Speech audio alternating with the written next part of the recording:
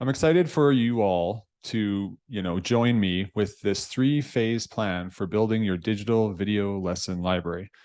Without further ado, we'll just dive right into it. The first thing I really want you to consider is, what ultimately is going to be the benefit of you creating a video training lesson library for either yourself or your clients. So once we establish that, it will become clearer on where we should begin this journey. So, for example, the three phases are choose, create, communicate. And to overly summarize them quickly, I want to choose what things I want to start with. I want to create them by literally video recording them, editing them, and uploading them to some software like cloud software. And the third part is communicating, where I set up in an automated fashion my clients getting access to these trainings, lessons, etc. So to begin with, choosing. So right here, as you can see, select what training option will help you or your clients most to begin with. So often things are group, private, behavior, those kinds of things. Okay. So for me, what I would be having you consider is, what do you need in your business right now? Do you need more time? Do you need more money? It's okay if you need either of those. So for example, if I need more time, it might be very impactful and positive for me to start to develop some training videos to save me the time from creating training notes after private sessions or behavioral sessions that I then send to my clients. Because if you're spending 20 minutes, 10 minutes, half an hour per session, every single week, that might be 3, 6, 10 hours a week that you are working on creating training notes. And once you start to develop some video trainings, that can replace all of it. Like for me, I was getting really bogged down by doing a similar thing. And once I developed my library and I kept adding to it, it saved me more and more and more time every single week, to where, I was able to host 17 to 20 private sessions for behavioral cases every single week. And everything was done in the hour. I didn't need to do any training notes after, because I had built the infrastructure to help me scale the sessions, and be really efficient, where I could, at the last 5 minutes of session, I could, grab 5 videos and shoot them off to them through email that complement what we did that day, for example. There's more to it than that, but that just gives you a little bit of insight. So if you need more time, you're like, well, what part of my operation would I benefit the most time back? So for example, let's say you do group classes and you're, spending time compiling and sending emails manually each week, that it might take you, half an hour, 45 minutes a week, and you want that time back, you could set up an automation sequence with these videos where you don't even have to send out the emails manually anymore. And you don't even need videos for that. You can just use whatever kind of text you send out to people, but depending on your goals, right? So the next piece of it is just going back to the slide, or rather the presentation framework here. Take it a step further and get specific with what class or program. So obviously, if I say, okay, I want to do group, and then you're going to be like, well, what do I do with group? I have 7 classes. I don't know which one to do. Okay, well, let's get a bit more specific. So let's pretend we choose behavior. I'm going to go with behavior. For me and my particular brick and mortar business, the most common issues people come to us for behavior programs are dog-to-dog issues in the home, dog-to-dog issues out of the home, and fear, distrust / anxiety with new people. So those are the most common things, right? I'm not going to start creating video trainings for, the 3% of cases I get where a dog has, surprisingly uncommon fears, like of the register and heat coming through the register. Like, think of what is going to be the best use of your time creating and help the most people. So you don't have to create a trainings for every single thing people come to you with. Mostly think of like, what am I tired of repeating myself 1,000 times about, that I could literally just press record and go off, and it would be pretty solid without even having to edit the video. Those are the types of things you want to start recording. So for example, I'm on this second piece of phase 1. I choose behavior, specifically fear, distrust, anxiety towards strangers. Now, the third piece of that for phase 1 is I'm going to draft, like on a piece of paper, an outline. So this is meant to be like a sticky note, if you will, a virtual one, where I personally would write on an actual sticky note exactly all the things that I typically go through with a client. So let's say you have a 5-session program that you visit clients with this particular issue. What do you talk about each one of those sessions? And just make some general notes. Like, yes, there's gonna be nuance to cases, but most of the time they're 80% the same. So what's that 80% of the same that these cases typically are, where I could start to build some video trainings to complement what I'm telling the people in person? For me, these aren't to replace what I'm telling them in person, but they're to help me summarize so I don't have to go in quite as in depth, and we can get more done during each session because I don't have to go off on a tangent and like verbalize 40 minutes of training theory, and then we do like 10 minutes of tactical exercises. I can get them to review those videos before I even get there, or after for that matter. So back to here, you write down your little sticky note on, what's some examples of what I teach people during this. And I would get very deliberate. So if you did 5 sessions, literally write down everything you would do each session, like teach a reward marker. Like, I don't care what it is. Manage the dog's greeting. So that might mean when someone comes over, knock, knock, knock, you have a video training about the importance of crating the dog or tethering the dog or whatever your, protocol is when people enter, so that the dog doesn't rehearse any undesirable behavior, but also so your guest doesn't unintentionally trigger the dog, etc. Other examples, how to safely introduce the dog to guests.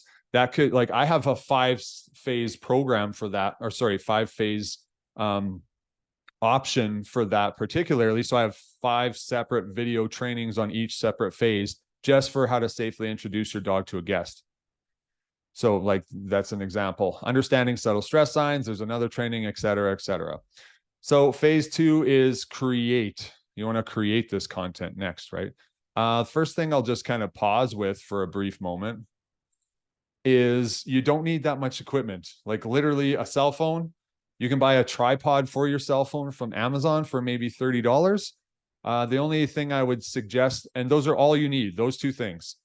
If you want to make things look a little bit better, you can get some like LED standing upright lights, so there's more light on you, so the visual is better depending on where you're recording and what the lighting looks like. The other option is wireless mic. So I use AirPods, Apple ones, because they've got a really nice wireless mic feature and it comes through great. You don't need it whatsoever, but obviously the more clear you can sound and the more clear you can be seen, the better. So don't get bogged down with, well, I need to spend like, I need all the right equipment and no. Not true. Actually, I had a conversation with a friend of mine 6 years ago where I was telling him this very thing, like, I can't start recording videos yet because I want to get this special camera. I don't have the money to invest in it. No.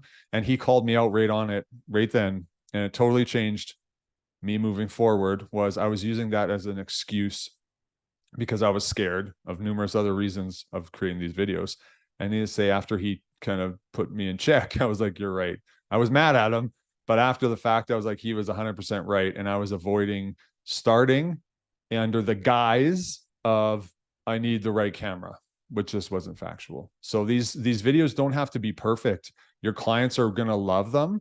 Whether, you fumble over your words, you don't have the best video quality ever or audio, they're still going to enjoy them. And they're going to be much more valuable than, you say, a text write-up of what you wrote, because visual demonstrations are incredibly powerful, but also you can say a lot more words through video than people often are willing to read through text. So keep that in mind. Anyway, back to the screen share.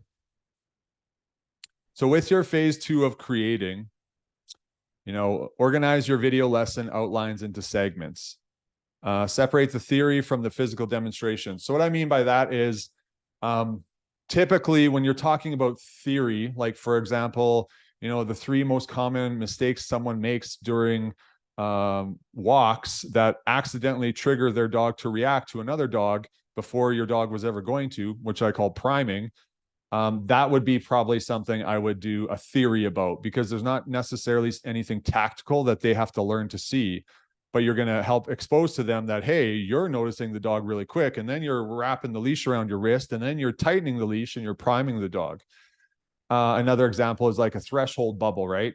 that's a much different discussion where you're going to share information about that than me, say, for example, teaching a reward marker or a front position or a let's go, or things that I would actually have the dog tactically do instead of what those people were unintentionally doing. So just keep that in mind. I feel it works best in a like segment or a lesson, that you have, 3 to 5 trainings in that segment or lesson, and then is some theory and some tactical things that they practice. Anyways, to move on, for yourself, like typically I like to do one and done. Like this video, I'm not going to edit it at all. I mean, I have a lot of experience and reps recording videos like this. So, but I'm also under the mindset of progress over perfection, and that you'll be more critical on yourself than your clients will.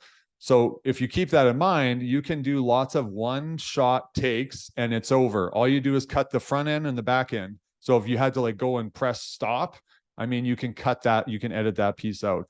If you had to set up a tripod and press start and then walk back and grab the dog, no worries. Start, the video is already recording. So once you've recorded it, just on any cell phone, you can just clip and, cut that little front 5 or 10 seconds of, you walking around stuff. And that's all the editing you really need to do. You can do tons of editing, but it's going to bog you down and it's not going to be worth it.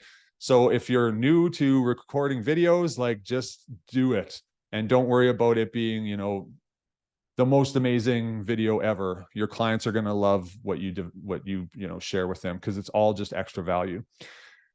So what I like to do is before a video, I'll write 5, 6, 7 points down as reminders. I've already rehearsed a lot of this stuff often where, maybe I've said it to people 50 times or more, could be lots more, in a private setting or a group class or whatever, where let's just pretend I'm teaching a dog how to sit. I'm going to go off on a spiel of the things that they should be mindful of while I'm demonstrating it to the dog. You don't need to write it down if it's something simple to you, like sit or down or come or stay. But if it's more of like a nuanced concept, like say threshold bubbles, well, you might want to make a note on here and you just write down the 3 or 4 key points. Hey, your dog's threshold bubble might change depending on what type of stimulus is around and how many of them. There's trigger stacking that can affect your dog's threshold bubble. Like all these quick little things you can write down to refer to, that if you forget where you're going during that one take, you just glance at your list. And I'll literally paste it, my sticky note right by where my camera is. So I just look over for a second and it doesn't seem like I forgot what I was saying. Pro tip. Back to the slide, or rather, what do you call it? This thing, sharing my screen. Okay, so then you just literally start pressing record and you record the video. The last third piece of phase 2 is just uploading this to somewhere. Okay. Honestly, I use YouTube a lot. It's pretty much the only thing I use. It's free. It's really good. It's effective. The only downside of it is after someone watches your video, it might say other recommended videos for them. So with something like Dropbox or Vimeo, if I could go back and do it all again and I didn't have to transfer hundreds of files, I would probably have just opened a Vimeo account, because it's like once they watch your video, it's just nothing but your video after that, like your thumbnail or whatever. So that's, free is good. Start where you can. YouTube would work, Dropbox can work, etc. Now we're going to move on to phase 3. Phase 3 is really about communicating to your audience. Now, yes, you've communicated in your video, but what I want you to think about is, how can I share this message? How can I communicate this message that I've created in a digital format video to my audience, but more of in an automated way? So where are you going to post these video training lessons to your audience? I would suggest you think of some kind of an automation software. You don't always need it. So for example, if I do a 6-week program with clients for 3 sessions, I'm just going to go through my video training library at the end of their session and shoot them about 3 or 4 or 5 videos after each session, but in the timeline we have. However, if someone's in a 60-day or 90-day program with us, I have a closed Facebook membership area where they get access to, and we bring them in, where there are 5 segments, what they're called as guides or lessons within Facebook of, 30 plus video and article trainings to go along with their behavior program, where they can go step by step through the process. So that's automated, right? I don't have to manually send them. I just need to add them to the group. So it saves me an immense amount of time. But the benefit for those people in the higher end programs is they get access to those and extra videos. So another thing is, like, I have another course created, or well, multiple ones, in a membership site that is outside of Facebook that they have to log into. So that's another alternative. It just depends on, where you're at. So obviously Facebook group is free. You can get people in there, and you can keep it closed where only the people you accept in there can see the content. They can't share it outside of there. Or you can create a membership site. It just ultimately depends at the end of the day what you're trying to accomplish. And that will, facilitate what piece of, automation software you'd use.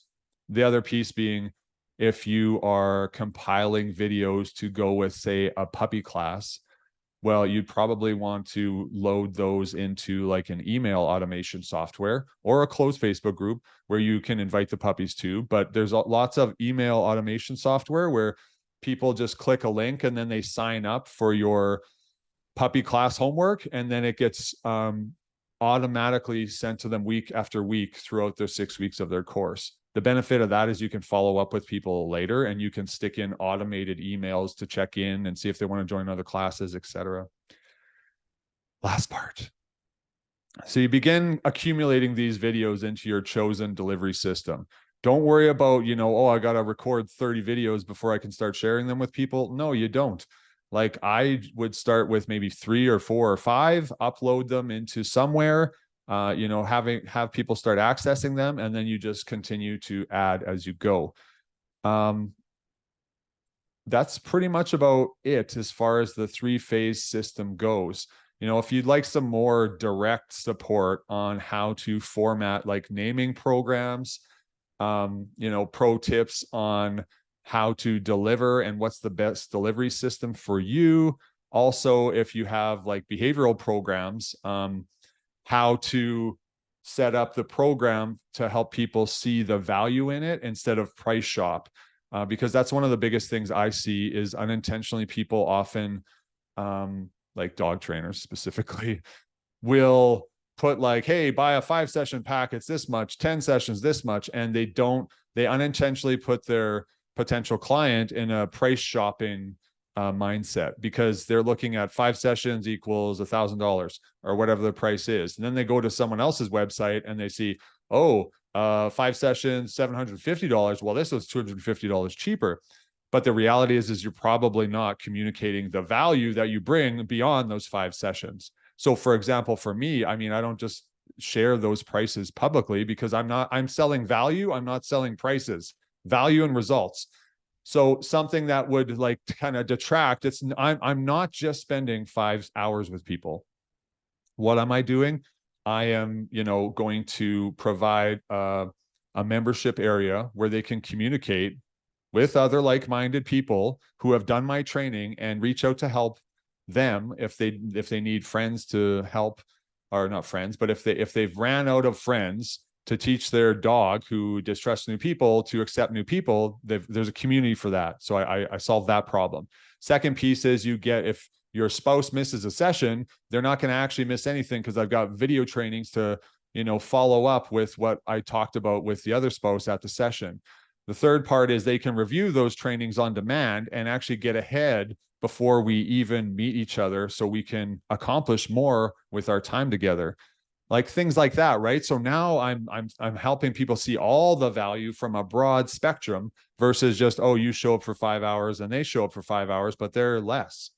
Well, we might be dealing with 2 completely different skill sets, but also, do they have any bonuses? Well, no, they just show up there and then they write you training notes. Well, I have lots of bonuses. So then they might be like, well, it sounds like it's worth the extra $250 to work with this guy, because he's got all these bonuses that person doesn't have any of. So anyways, if you want to know a bit more about that, just comment plan and I can help you navigate what that might look like for your particular business.